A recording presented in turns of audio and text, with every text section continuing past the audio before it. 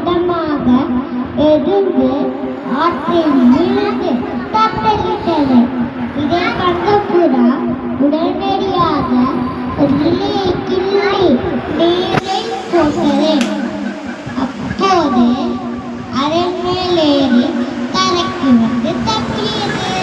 சில நாட்கள் கழித்து ஒரு வேடர் புறாவை பிடிப்பதற்காக வலைவெடுத்து குறிவைத்தான். அப்போது எறும்பு ஓடி சென்று வேடரின் காலை கடித்தது. அப்போது வேடர் வலி தாங்காமல் நலர ஆனால் குறி தவறி